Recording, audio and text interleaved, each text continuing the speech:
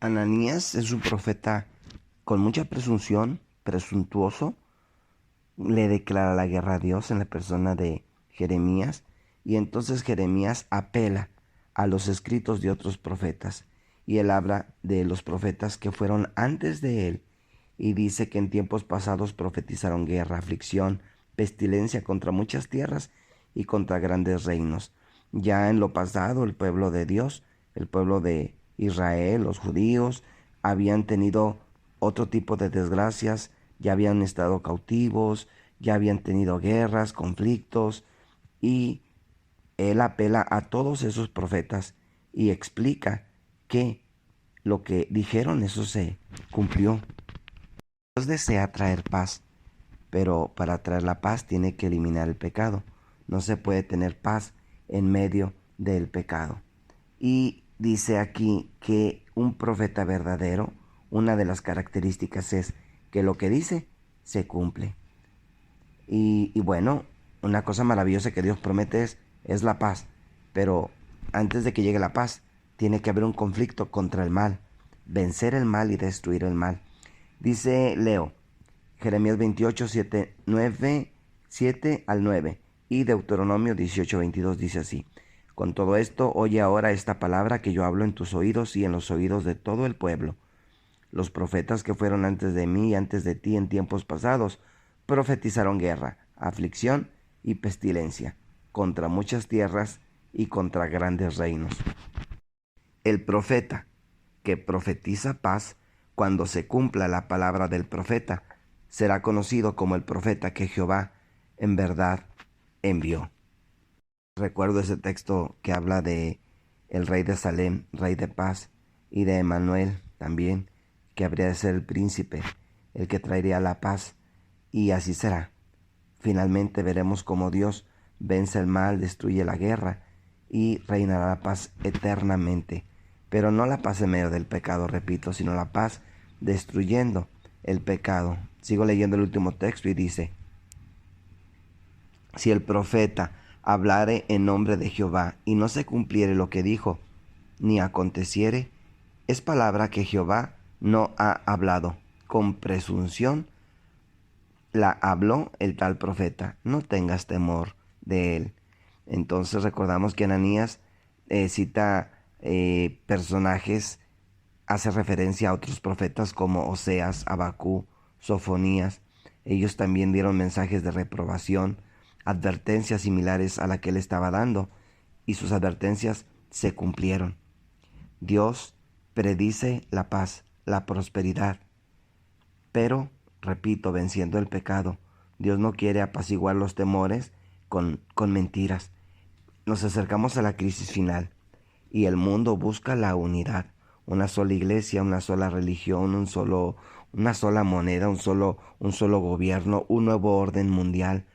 Quieren decir paz y seguridad. Pero la Biblia dice que no puede haber paz y seguridad pisoteando la ley de Dios. Se proponen hacer a un lado el sábado, imponer el domingo como una observancia. Hermanos, todo lo que está sucediendo, todo lo que está pasando, eh, esta pestilencia que está abrazando al mundo entero, está dando pie, cabida, herramientas para este nuevo orden mundial, para esta reestructuración que viene en busca de la paz y seguridad mundial, pero pisoteando la ley de Dios, así como Ananías quería quebrar el yugo. Satanás insiste y ahora nos toca la misma historia.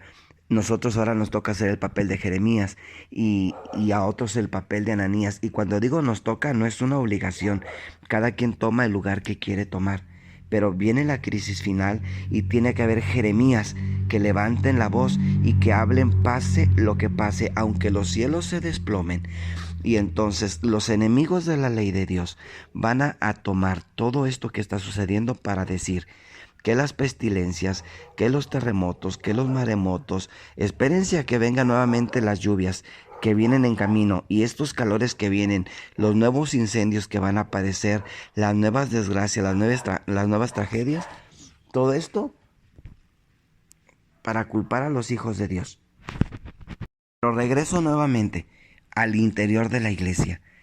Existen falsos profetas. Y hay voy a mencionar 4 características de un verdadero profeta. Número 1, a la ley y al testimonio, Isaías 8:20. Un profeta cita a los demás profetas, habla de acuerdo, está en armonía con los demás profetas. Es decir, la ley y el testimonio o la palabra de Dios, la Biblia, no va a chocar nunca con ningún profeta. Todo aquel que diga que es un profeta de Dios hablará en armonía con la palabra de Dios. Todo aquel que habla en contra de la palabra de Dios, peor, si la quiere hacer a un lado y poner nuevos libros, nuevos escritos que van a hacer a un lado la Biblia, no que están en armonía, no que apoyan la Biblia, sino que están en contra de la Biblia, que hacen a un lado la Biblia, que hablan en contra de la Biblia, no te preocupes, ese no es un profeta de Dios. Ahora bien, Jeremías 28:9 ya lo leímos, Deuteronomio 18:22 ya lo leímos, y ahí nos habla de que una profecía de un verdadero profeta se cumple. Dios prometió paz. Dios prometió paz después de que destruya el pecado, y así será. Así como el conflicto entre Ananías y Jeremías se dio públicamente y los sacerdotes y todo el pueblo observaba, el universo contempla el desenlace final de esta serie llamada conflicto y valor. Y veremos cómo terminará este conflicto y veremos quién tiene la razón. Si Satanás, que quiere quebrar el yugo, o la ley de Dios, que es un yugo fácil, es un yugo ligero, o Dios. Bueno, vamos a ver quién tiene la razón. Leo otra característica y dice en Primera de Juan 4:2. En esto conoced el Espíritu de Dios. Todo espíritu que confiesa que Jesucristo ha venido en carne es de Dios. Esta es una característica muy delicada, muy interesante. Un profeta es leal al Cristo encarnado, es leal a sus enseñanzas. ¿Cómo confesar que Jesucristo es venido en carne? Bueno, ciertamente lo va a enseñar, lo va a explicar. Pero si yo confieso que Jesucristo ha venido en carne, no solamente lo voy a confesar con mis labios, lo voy a confesar con mis hechos, porque yo soy carne, porque yo soy carnal, porque yo nací bajo la ley, porque yo nací de mujer, porque yo nací con una naturaleza pecaminosa.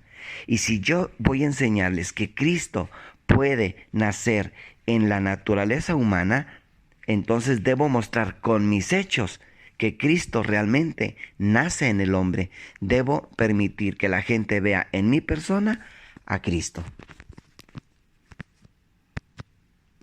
¿Puedo yo profetizar y decir que Cristo venció el pecado, que Cristo mora en la carne, y yo vivo de una forma carnal y no espiritual? No manifiesto que Cristo realmente domina mi naturaleza pecaminosa, que Cristo me ha hecho una nueva criatura. Entonces soy un falso profeta. Hablo cosas que no son ciertas. La gente quiere ver realidades, quiere ver hechos y no solamente palabras. Pero también hay personas que enseñan y dicen que Jesús vino a esta tierra, que Jesús se humanizó, pero que la naturaleza humana que Jesús tomó al venir a nacer en esta tierra no es o no fue una naturaleza pecaminosa como la tuya y como la mía. Si Cristo no podía venir a esta tierra, nacer como nazco yo, como nacemos tú y yo, como nacemos todos los humanos, con una naturaleza pecaminosa y vencerla, entonces no nos puede ayudar. Si vino y nació con la naturaleza del Adán que no había pecado, del Adán que estaba en el Edén, él no necesitaba ayuda.